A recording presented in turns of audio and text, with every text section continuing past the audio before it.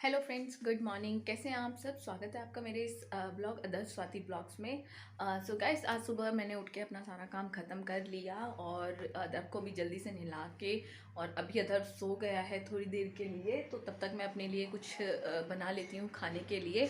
तो जस्ट खाना बनाते बनाते मैं आपको आज बताती हूँ कि मेरी लाइफ का टर्निंग पॉइंट, जहाँ से मेरे रिश्ता बिगड़ना शुरू हुआ और किस बात पर बिगड़ा, सबसे बड़ी वजह क्या थी मेरे रिश्ते बिगड़ने की, और मतलब क्यों, मतलब मेरे ससुराल वालों ने मेरे साथ ऐसा किया कि उनको मेरे से क्या पैज थी, क्यों मतलब वो इस रिश्ते को आगे कंटिन्यू करवाना ही नहीं चाहते थे और वो सिर्फ और सिर्फ मुझसे पैज निभा रहे थे। तो दोस्तों, यही सब बारे में आज मैं आपको बताऊंगी कि हुआ क्या था एक्चुअली में। तो दोस्तों, तब तक मैंने चाय बनने के लिए रख दी है। चाय बनने वाली है और मैं ये ब्रेड रखी हुई है, ये आलू मैंने बॉईल करके फ्राई कर लिए हैं ये। और फ्राई करने के बाद जस्ट मैं प्याज मैंने इस तरह से मैं इसको चॉप कर लूँगी और मैं आलू प्याज के सैंडविच बनाऊँगी। और सैंडविच थोड़ा सा हल्का भी होता है और अच्छा भी लगता है, क्योंकि रोज़ रोज़ रोटी खाकर भी इंसान बोर हो जाता है। तो मिलते हैं थोड़ी देर में और मैं आपको बताती हूँ अपनी कहानी के बारे में। हेलो फ्रेंड्स, नाश्ता बनाने के बाद मैंने नाश्ता कर लिया था, तो मैं उसके बाद अदब के साथ थोड़ा टाइम स्पेंड कर रही थी। अभी मेरे को टाइम मिला है तो मैं आपको अपनी कहानी आगे की बताती हूँ कि हुआ क्या था, मेरी लाइफ का टर्निंग पॉइंट क्या था, कहाँ से मेरे साथ कुछ गलत होना शुरू हुआ था। हुआ ये था दोस्तों, मेरी जो एंगेजमेंट थी, मेरी मैरिज जो है वो लव मैरिज थी, और इसको हम लव कम अरेंज मैरिज बोल सकते हैं। और लव मैरिज का मतलब ये था कि हम लोग मिले थे, मिलकर हमारी बात हुई, हमारी शादी से रिलेटेड ही बात हुई थी, और मैंने अपने घर वालों को उसके बारे में बताया, उसने मेरे अपने घर वालों को मेरे बारे में बताया। सब कुछ अच्छा चल रहा था, ठीक है। कुछ ही टाइम बाद हमारी एंगेजमेंट हो गई थी। हमारे 6 महीने के रिलेशनशिप में हमारी एंगेजमेंट हो गई, और एंगेजमेंट मेरी हुई थी 16 मार्च 2017 में। उसके बाद सब कुछ अच्छा था। रिश्ते की डेट निकली, कब शादी होगी, कब की डेट निकाली है। तो हमारी जो शादी की डेट निकली थी वो अगले साल की निकली थी। मेरी जो शादी की डेट निकली थी वो 11 महीने बाद 17 फरवरी की निकली थी, क्योंकि उससे पहले कोई ऐसा मुहूर्त नहीं था, तो उसी दिन मेरी शादी पक्की हो गई। सेम टाइम था कि उसी ईयर में मेरी भी सिस्टर की भी शादी थी, 8 मार्च की, मेरे से कुछ दिन बाद ही थी मेरी रियल सिस्टर की शादी। तो इसी वजह से मतलब मेरे लिए भी, सबके लिए एक्साइटमेंट था कि हाँ, दो दो शादी घर में थी, ठीक है। सब कुछ हुआ, सब कुछ अच्छा चल रहा था, एंगेजमेंट से लेके शादी होने तक का सफ़र। लेकिन जैसे जैसे शादी पास आ रही थी, तो कुछ कुछ चीज़ें गलत होती जा रही थी, जो मुझे समझ में भी आ रही थी, लेकिन मैं उस टाइम पर फंस चुकी थी। सिर्फ और सिर्फ इस चीज़ के लिए फंस चुकी थी कि मतलब अगर मेरा बाई चांस कुछ रिश्ता टूट जाता है, तो मेरी बहन की शादी पर उसका बहुत बड़ा असर पड़ेगा, क्योंकि एक शादी की वजह से दूसरी शादी में नहीं कर सकते हैं। तो दोस्तों, यही सोच सोच कर मैंने अपना टाइम निकालती रही, ठीक है। मतलब चीज़ें मुझे लगा कि शायद सही हो जाएंगी, या सिर्फ नॉर्मल है, या मुझे ऐसे ही लग रहा है कि शायद ऐसा हो रहा है। तो नहीं था, लेकिन वो नॉर्मल नहीं था। मेरी सगाई हुई 11 फरवरी के दिन। मेरी सगाई भी थी, मतलब जो हमारे यहाँ से सगाई तिलक के लिए जाते हैं वो था। और उसी दिन कृष की सिस्टर की शादी भी थी। तो उसी दिन से हम लोगों का फिर वही सब ड्रामा। उस दिन भी मेरी मतलब उनके साथ लड़ाई हो गई थी। पर बहुत मतलब वो ऐसा टाइम था कि उस टाइम मैंने सोचा था एक बार को कि मुझे ये रिश्ता तोड़ देना चाहिए, पर मैंने नहीं तोड़ा। और मेरे ख्याल से कहीं ना कहीं जो बातें थी वो सिर्फ और सिर्फ मतलब एक ही चीज़ की बात होती है उस टाइम पर, लेने देने की बात पर, ठीक है। तो मुझे नहीं पता उन्हें क्या चाहिए था, और मेरे पापा ने अपनी तरफ से सब अच्छी चीज़ ही की थी, लेकिन मुझे लगता है कि शायद वो इनफ नहीं था, जो जिसने मेरी पूरी ज़िंदगी ख़राब कर दी। और मतलब ठीक है, वो मतलब उसको सारी चीज़ें पता थी, नहीं थी मुझे नहीं पता, लेकिन हाँ, कुछ ना कुछ रीज़न तो था कि ठीक है, करते करते मेरी शादी हो गई। शादी के अगले दिन से ही दोस्तों मेरे साथ ऐसा बिहेव होने लगा, अजीब सा बिहेव। मतलब शादी के 2 दिन के बाद ही, मतलब जब ना टाइम दिया जाता है किसी को, उन्होंने मुझसे 2 दिन के बाद ही मतलब काम कराना शुरू कर दिया। मतलब एक जिम्मेदारी देने के नाम पर उन्होंने मेरे साथ ऐसा ढोंग करना स्टार्ट कर दिया।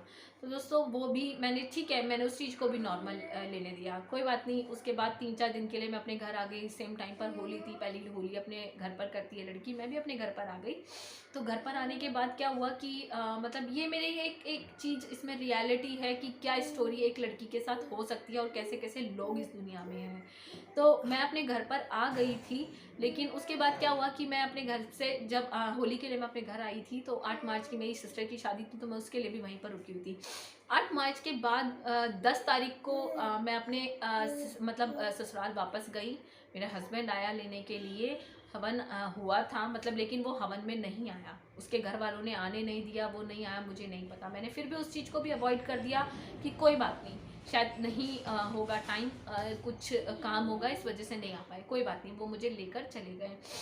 मैं अपने वहाँ पर ससुराल में गई, और अगले दिन से मेरी ससुराल वालों का जो एक काम था डेयरी का, उनके यहाँ पर मतलब दूध की डेयरी थी, भैंस वगैरह थी, सारी चीज़ें। तो वो मुझे पहले से पता था कि है, लेकिन ये भी पता होता है कि कोई भी अपनी बहू से ऐसे काम नहीं करवाता है ऐसे ज़्यादा। तो मैं अगले दिन जब वो था, वो लोग मुझे लेकर गए डेयरी में कि चलो तुम्हें वहाँ पर लेके चलते हैं। मुझे लगा सिर्फ ऐसे ही घुमाने के लिए लेके जा रहे हैं, तो मैं भी बहुत सीधे स्वभाव में चली गई कि हाँ ठीक है, चलो चलते हैं। तो मतलब ठीक है, मैं भी चली गई। और उसके बाद मैं वहाँ पर खड़ी हुई हूँ, मेरी सास वहाँ पर काम कर रही थी, ठीक है, मैं उनको देख रही हूँ। उसके बाद हम लोग आ गए घर पर। घर पर आने के बाद क्या हुआ, सडन दोस्तों, वहाँ से आने के बाद क्या हुआ कि मेरे सास और मेरे पति के बीच में लड़ाई हो रही थी। मुझे नहीं पता वो किस बात के लिए लड़ाई थी। उसके बाद मेरे ससुर जी बोलते हैं, आप बेटा वहाँ पर गए थे? मैंने कहा हाँ जी मैं गई थी, मैं बहुत अच्छे नेचर की लड़की थी, बट मेरे को नहीं पता था कि मेरे साथ भी कुछ ऐसा हो सकता है। तो मैंने बोला कि हाँ मैं गई थी। तो बोले आपको उस टाइम पर क्या करना चाहिए था, आपकी अगर सास वहाँ पर काम कर रही थी? तो मैंने कहा आप मुझे बताइए क्या करना चाहिए था। तो बोले थे आपको काम करना चाहिए था वहाँ पर। तो मुझे तब भी समझ में नहीं आया। मैं उसके बाद यहाँ पर आ गई, अपने मतलब घर पर ही थी। तो मैं अपने रूम में थी, तो मुझे नहीं समझ में आया। अगले दिन वो मुझे फिर लेकर गए, तो अगले दिन फिर उन्होंने मुझे धीरे धीरे मुझसे ये काम कराना शुरू कर दिया कि हाँ आज झाड़ू लगा दो, आज ये कर दो, आज वो कर दो, आज ये, मतलब डेयरी का वो मुझसे काम कराने लगी। धीरे धीरे 2-3 दिन के बाद उन्होंने, मैं मना कर देती थी जाने के लिए, तो इस बात पर लड़ाई होती थी। उसके बाद 2-3 दिन के बाद क्या हुआ कि उन्होंने मुझसे गोबर उठवाना शुरू कर दिया कि आप इसको भर के डाल दो, आप इसको भर के डाल दो, आप इसको भर के डाल दो। तो दोस्तों ये सिर्फ और सिर्फ एक ऐसी मेंटेलिटी के लोग थे जो अपनी बहू को सिर्फ और सिर्फ ये काम करवा कर नीचा दिखाना चाहते थे, क्योंकि वो एक पढ़ी लिखी लड़की थी, और पढ़ी लिखी लड़की होकर मेरे से वो काम करवाया जा रहा था जो मैं शायद कभी लाइफ में करा भी नहीं था, और जिसको करने के लिए मैं पैदा नहीं हुई थी। ठीक है, उन्होंने, ठीक है, अगर वो मुझसे किसी और रीज़न की वजह से मैं नहीं कर सकती थी, या मेरे पास कोई जॉब अपॉर्चुनिटी, उन्होंने मेरी जान पूछकर जॉब छुड़वा दी। शादी से पहले ही मुझे जॉब करने के लिए मना कर दिया, मैंने उनके कहने से छोड़ भी दी। और वो मुझे मतलब इस तरीके से मतलब प्रताड़ित करने लगे कि मुझे मतलब वो सब करने के लिए मजबूर करने लगे, और ऊपर से वो मेरे से लड़ाई भी करते थे। मेरे पति को अपनी तरफ कर लिया, ठीक है, उसके साथ वो सब चीज़ें करने लगे। अगर वो मेरे से कुछ बोलता था तो उससे लड़ाई करते थे। तो इन सब चीज़ों में मेरी फैमिली इस तरह की हो गई थी कि मुझे खुद समझ में नहीं आ रहा था कि वो लोग कैसे हैं। लेकिन मैंने फिर भी अपनी शादी निभाने की कोशिश करी, क्योंकि मैंने एक मेरी मतलब ज़िंदगी पर एक ठप्पा लग चुका था, एक लव मैरिज का। क्योंकि लड़की अगर अपनी मर्जी से शादी कर लेती है तो वहाँ पर शायद वो ज़्यादा फंस जाती है कि अपने माँ बाप को भी कुछ नहीं बोल सकती। तो दोस्तों मैं आपको ये सलाह दूंगी, अगर आप लोग किसी से लव मैरिज कर रहे हो तो प्लीज़ उस चीज़ के पीछे का पूरा रीज़न जानकर ही लव मैरिज कीजिए, अदरवाइज मत कीजिए। क्योंकि ज़रूरी नहीं है कि ये मेरे साथ हुआ है तो आप लोगों के साथ नहीं होगा। क्योंकि आप और आज के टाइम में मैं यही चाहती हूँ कि प्लीज़ मेरे जैसा मेरे साथ मैं, और मैं सिर्फ और सिर्फ ये वीडियो बनाने का रीज़न मेरा यही है कि मैं आप लोगों को एक सलाह देना चाहती हूँ कि जो मेरे साथ हुआ है वो किसी और के साथ ना हो। तो प्लीज़ उस चीज़ के लिए पहले से इन सब चीज़ों को ध्यान रखिए। मुझे आता है रोना, ऐसा नहीं है मुझे रोना नहीं आता अब, लेकिन मैंने रोना छोड़ दिया, क्योंकि अधर के लिए मुझे स्ट्रांग बनकर रहना है। और मैंने इन 5 सालों में इतने आंसू बहाए हैं, इतने आंसू बहाए हैं, उस घर के अंदर भी और उस घर के बाहर रहकर भी, लेकिन आज तक मेरे वो आंसू सूखे नहीं थे और उन लोगों को मुझ पे तरस भी नहीं आया था।